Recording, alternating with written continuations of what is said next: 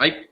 今日はスペシャルインタビューということで、スイスチームの、テクニカル、ヘッドコーチの、マテオさんと、これから始めたいと思います。マテオさん、はじめまして、岡部哲也です。こんにちは。Merci à vous, c'est un plaisir. はい。では、よろしくお願いします。まず、スイスナショナルチームのコーチとして、もう何年経ちますか？ Maintenant, cette année, c'est la 8e année. J'ai fait 2 ans comme aide-entraîneur avec Steve Locher. Et après, j'ai pris en chef l'équipe depuis 5 ans. スティーブ・ルヒャーの下で、アシスタントをしていたというふうに今言ってたと思うんですが、僕、スティーブ・ルヒャーとは、選手時代よく一緒にレースを出まして、特に GS では、彼、スペシャリストというか早かったので、非常にこうライバル同士というか、すごく懐かしいですね。今でもFacebook で、友達ではいますけれども、しばらく会ってはいないんです。はい。何よりも、最初に言わなきゃいけないんですけども、昨年30年ぶりに、スイスチームが、国別で、優勝というかね、勝てたっていうことに対して本当に敬意を表します。おめでとうございました。Oui, ça c'est, merci beaucoup, c'est un très plaisir. Je pense que le travail, c'est pas le travail de cette dernière année, mais c'est un projet qui a été construit depuis longtemps. Ils ont mis vraiment beaucoup d'énergie, Swisski, pour tous. Et là, on prend maintenant les résultats. Mais c'est un travail qui arrive de loin. Je crois que, Matteo, il me semble que Pierre Zurbriggen a mis aussi beaucoup d'investissements financiers pour aider ce projet-là il y a quelques années. Pierre Zurbriggen, il avait commencé déjà avec les jeunes. Ça, c'est avec les centres régionaux. Ça, c'est clair. Je pense que c'est vraiment tout le mouvement suisse qui a eu intérêt de se remettre vraiment en jeu pour revenir au top du niveau mondial. Et là, je pense que c'est le début et pour les prochaines années, c'est sûr qu'on va rester là et on va jouer sûrement encore le classement avec l'Autriche. まず技術系、特にスラロームでの成長の要因として、特に計画的にどのような、取り組みっていうか、してきているかっていうのを聞きたいんですけれども。Oui, moi je pense que on a vraiment monté, on est à ce niveau parce qu'on a eu vraiment la possibilité de travailler avec plusieurs années d'objectifs. Ça c'est très important de se mettre en tête qu'il faut faire une chose par année. On ne peut pas faire toutes les choses ensemble dans une année. C'est impossible.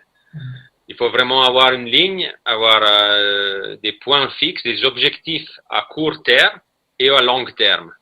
Moi, je dis toujours qu'il faut avoir au moins 4 ans de travail pour voir un résultat. Parce que tu dois construire vraiment un projet avec au début, tu travailles sur la technique, après tu travailles sur la condition physique. C'est toutes les morceaux ensemble pour construire une maison. Ça, c'est très important d'avoir une continuité du staff, très important aussi.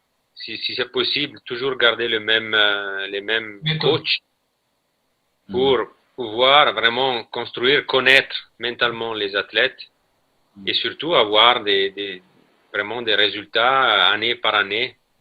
Et après, tu arrives au goal, vraiment au but. ありがとうございます。その今、話の中にフィジカルというふうにありましたけど、やはりこう、世界中トレーニングの仕方、情報が飛び交ってますけれども、特にコーディネーショントレーニング、バランストレーニングであったり重要性があると思うんですけれども、今の、トップ50に入っている、特に勝てている選手たち、陸上でいうと100メーターとかその400メーターのタイム、どのぐらいで走れる能力を持っているのか、あるいは、ハイジャンプでもどのぐらいの高さまで飛べる能力を持っているのかなっていうのを、聞きたいんですけれども。Je pense que ça a changé un peu la préparation physique depuis les périodes que Tetsuya il a skié ou quand même, même derrière Tomba ou quoi que ce soit. Là, c'était beaucoup la force, explosivité. Maintenant, le matériel, les skis, ils ont eu une évolution. Et les athlètes, ils doivent être très forts un peu dans toutes les situations de l'athlétisme. Ça veut dire qu'ils doivent être bons à faire les 100 mètres, les 400 mètres, mais même aussi les autres sports comme volleyball ou basketball. C'est multilatéral. Ça, c'est très important. Ils doivent savoir tout faire. Un point très important, c'est le balance. Par exemple, s'entraîner avec des rollerblades ou tout ce que c'est un déséquilibre. Ça, c'est un des points que tout le monde maintenant on travaille, au moins nous en Suisse. C'est travailler sur les instabilités et trouver la stabilité sur l'instabilité. Mais tout ce que c'est force vraiment pure, on a un peu éliminé ça. C'est vraiment dosage des forces et le feeling. Voilà, c'est un peu changé. On skie un peu plus sur la réponse du ski et moins sur l'action. Mathéo, vous faites moins de force physique en halter?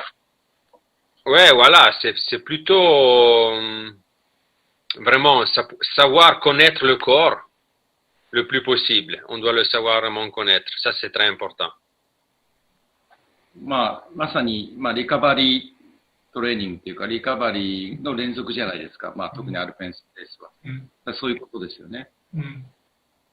Oui, parce qu'on fait déjà beaucoup sur les skis, voilà, ça c'est sûr.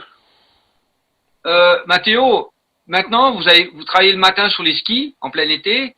La période d'après-midi, c'est beaucoup plus effectivement de récupération, c'est beaucoup plus light, c'est beaucoup plus relâché par rapport à avant.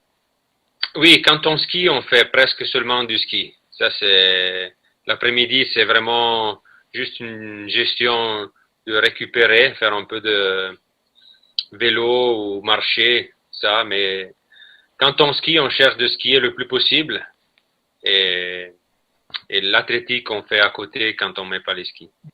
その今のトレーニングというか、技術の、出来上がっている、完成もしているかもしれませんけれども、最新の技術、特に僕の時代も、速い、勝つ選手のテクニックを参考にしたりしているんですけれども、今、メディアでは、フランスのノエル選手が、非常にこのスラローム能力が高くて、結構それが、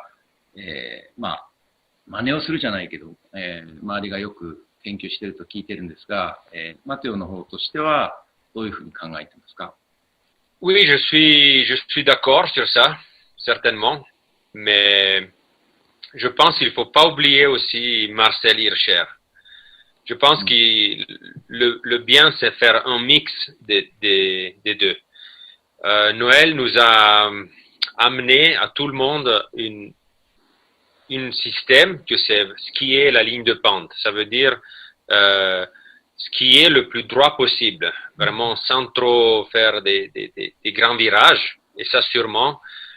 Mais il y a certaines choses aussi que Hirscher encore, je pense qu'on doit encore regarder des choses de Marcel.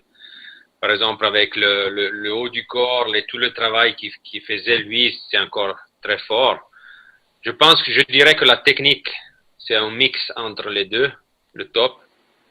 Et nous, on est en train de travailler sur ça, pas seulement copier une personne, mais prendre des points. Pourquoi il est un vite, pourquoi l'autre il est vite, et chercher de trouver le mieux. Parce que je pense que, oui, la technique de Noël elle est, mais quand même, un Yule, il a gagné les 3 slaloms plus importants cette année. Alors, je pense que quelque chose de bien, il fait aussi lui. Okabe et Mathéo, tu sais que dans son équipe, Mathéo, il a Ramon et il a Yule, on va dire, les deux grands slalomeurs. Et je pense que Ramon, tu vas pas me contredire, certainement Mathéo, il ressemble un peu à Clément Noël. Et Yule, c'est un gars qui conduit beaucoup plus les courbes que Ramon. Et il est beaucoup plus près d'un Hirscher. Je pense que Daniel, c'est un peu un mix entre Hirscher et Noël. Et Ramon, c'est plus comme Noël, voilà.